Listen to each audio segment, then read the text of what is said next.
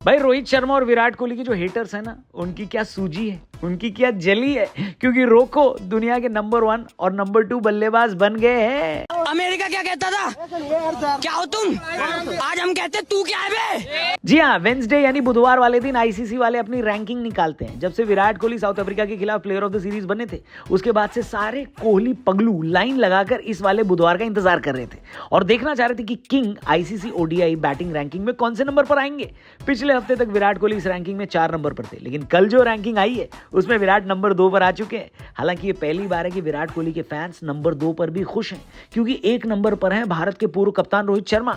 38 साल की उम्र में रोहित शर्मा अपने करियर में पहली बार नंबर 1 बल्लेबाज बने थे पिछले हफ्ते, और उन्होंने इस बार भी अपनी रैंकिंग पकड़ के रखी है। विराट अपनी बेहतरीन प्रदर्शन के बाद 2 पोजीशन की छलांग लगाकर नंबर 2 पर आ गए हैं। यानी वो 2 प्लेयर जिनको सिलेक्टर साहब नॉन कमिटल बता रहे थे, वो दुनिया के नंबर 1 और 2 बल्लेबाज बन चुके हैं। कुछ लोग तो ये कह रहे हैं कि रोहित और कोहली ने इस मैनेजमेंट को उनकी औकात दिखा दी है, और कुछ का ये कहना है कि टीम मैनेजमेंट को हमको थैंक यू बोलना चाहिए। उनकी वजह से विराट और रोहित को गुस्सा आया और उन्होंने ऐसी जबरदस्त बैटिंग कर डाली कि आज दुनिया उनकी रैंकिंग देख रही है। फिर देखने से याद आया, आप भी हमारा लेटेस्ट पॉडकास्ट जरूर देखना हमारे टीआरपी चैनल पर। अश्विनी उपाध्याय जी वकील हैं सुप्रीम कोर्ट के, और ऐसी ऐसी बातें उन्होंने कानून की ऐसी ऐसी डार्क साइड्स उन्होंने हमसे शेयर की है कि आप हिल जाओगे। डिस्क्रिप्शन और पिन कमेंट में हमने इस एपिसोड का लिंक डाला है, जाकर देखिए। इस वीडियो के कमेंट सेक्शन में तो लोगों ने बवाल काटा हुआ है भाई साहब। कुछ ऐसी बातें इन्होंने बताई है हमारे लीगल सिस्टम से जुड़ी हुई, जो आप और हम जानते भी नहीं थे। बहुत कुछ सीखने को मिलेगा इस पॉडकास्ट से, देखना जरूर। द रौनक पॉडकास्ट चैनल पर यह पॉडकास्ट ऑलरेडी रिलीज हो चुका है। फिलहाल वीडियो में आगे बढ़ते हैं। वैसे विराट कोहली और रोहित शर्मा के बीच भी रेटिंग पॉइंट्स के हिसाब से ज्यादा डिफरेंस नहीं है दोस्तों। रोहित शर्मा के 781 रेटिंग पॉइंट्स है और विराट उनसे 8 रेटिंग पॉइंट दूर यानी 773 पर है। लेकिन रोहित कोहली अकेले नहीं है जिनको इस हफ्ते वनडे रैंकिंग में फायदा हुआ है। कैप्टन केएल राहुल ने भी 2 हाफ सेंचुरी लगाई थी और वो भी अब रैंकिंग में 12वें नंबर पर आ चुके हैं। कुलदीप यादव जिन्होंने 9 विकेट लिए, वो भी दुनिया के नंबर 3 वनडे गेंदबाज बन चुके हैं। टेस्ट क्रिकेट की बात करी जाए तो इंग्लैंड के जो रूट दुनिया के नंबर 1 टेस्ट बल्लेबाज हैं, और उनके पीछे स्टीव स्मिथ और केन विलियमसन है। कोहली भाई, दुख होता है इस रैंकिंग में आपको न देखकर, हो सके तो लौट आओ, वहां भी फैब 4 बन जाएगा नहीं।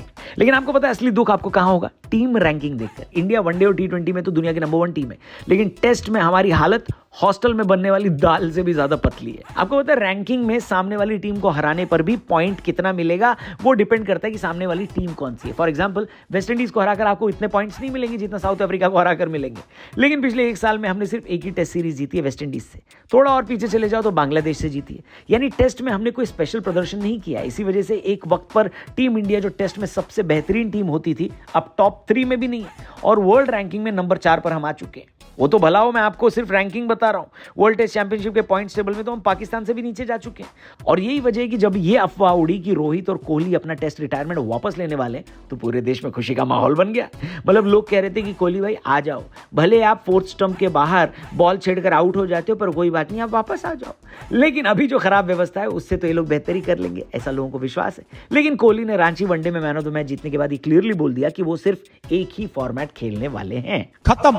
खैर, इंडिया की टेस्ट रैंकिंग पर और विराट और रोहित शर्मा की वनडे रैंकिंग पर आपका क्या कहना है? कमेंट करके बताना। क्या लगता है आपको अगले महीने की 11 तारीख तक, जब तक रोहित शर्मा अगला वनडे नहीं खेलते, तब तक वो नंबर 1 बल्लेबाज बने रहेंगे या नहीं? और जब वो शुरू हो जाएगा तो क्या लगता है कोहली टॉप पर पहुंच जाएंगे या नहीं? कमेंट करके बताना। और हमारे लेटेस्ट पॉडकास्ट को भी जरूर देखना। अश्विनी उपाध्याय जी सुप्रीम कोर्ट के वकील हैं और बहुत सारी ऐसी बातें उन्होंने हमारे लीगल सिस्टम की बताई हैं। आपको सुनकर हैरानी भी होगी, दुख भी होगा, और आप हिल भी जाओगे अंदर तक। तो इस पॉडकास्ट को जरूर देखना। इनफैक्ट इस पॉडकास्ट का जो ट्रेलर है उसके साथ मैं आपको छोड़े जा रहा हूं, लिंक डिस्क्रिप्शन और पिन कमेंट में दिया है। द रौनक पॉडकास्ट हमारे चैनल का नाम है। Thank you for watching. कल मिलते हैं। जय हिंद। भारत में अगर जुडिशियल सिस्टम ठीक कर दिया जाए तो भारत की 50% समस्याएं ठीक हो जाएंगी। कोई भी देश तभी सुरक्षित होता है जब वहाँ शिक्षा में संस्कार हो, कानून का खौफ हो। बहुत जो बड़ा गलत फैसला आया सुप्रीम कोर्ट ने दिया 2010 में, स्वतंत्र भारत के सबसे भ्रष्ट जज ने दिया था, उनका नाम था जस्टिस बालाकृष्ण। आप ऐसा बोल सकते हैं? मैं इनको बोल रहा हूँ, बाद में वो CGI भी हुए। तो आप जज को इतना खुल्लम खुल्ला बोल रहे हैं और इस पॉडकास्ट में बोल रहे हैं, तो ऐसा तो नहीं मेरे को जज से कोई प्रॉब्लम होगी? नहीं, आपको कोई प्रॉब्लम, हमें होगी ना प्रॉब्लम जो होगी। पर कानून बहरा नहीं है, गाली दो तो जज मतलब कानून हमको सजा दे सकता है। नहीं, कई बार तो कानून बहरा भी लगता है, क्योंकि एक व्यक्ति ने बोला, हैदराबाद के व्यक्ति ने, कि 15 मिनट के लिए पुलिस हटा लो, हिंदुस्तान से हिंदुओं को खत्म कर दूंगा, और वो विधायक बन के बैठा हुआ है। तो कई बार तो ऐसा लगता है कानून अंधा है, और कई बार लगता है कानून बहरा भी है। इस देश के साथ गद्दारी और मक्कारी यहाँ के तथाकथित नेता कर रहे हैं। इस देश में जो 5 करोड़ घुसपैठी आके बैठे हैं, इनको बसाने वाले हमारे ही पार्षद, प्रधान, दलाल टाइप के नेता हैं। इस देश में जो 5 करोड़ से ज्यादा फर्जी वोटर बने हुए हैं, उसके लिए भी यही जिम्मेदार हैं, फर्जी वोटिंग कराते हैं। पुलिस का काम है लोगों को सुरक्षा देना, न कि सत्ता की गुलामी करना। लेकिन चूंकि हमारे देश में 1861 वाला पुलिस एक्ट आज भी चल रहा, जो अंग्रेजों ने बनाया था, उसके कारण पुलिस सत्ता की गुलाम बनी हुई है। भारत में सबसे ज्यादा हस्बैंड सुसाइड कर रहे हैं फर्जी दहेज के केस के कारण। तो ये जो चल रहा है वो इसलिए चल रहा है क्योंकि झूठी शिकायत करना अपराध नहीं। आज तक किसी दरोगा को आप बताओ इसने झूठी जांच किया, उसको 10-20 साल सजा हुई है। संभाजी नगर, जिसको औरंगाबाद कहते हैं, वहाँ औरंगजेब की दरगाह है। उस औरंगजेब की दरगाह गए एट ए टाइम 4 पुलिस वाले खड़े रहते हैं। किसकी रक्षा करने के लिए? औरंगजेब की दरगाह। क्यों रखना भैया? अरे औरंगजेब गया, उसकी दरगाह खत्म करो ना।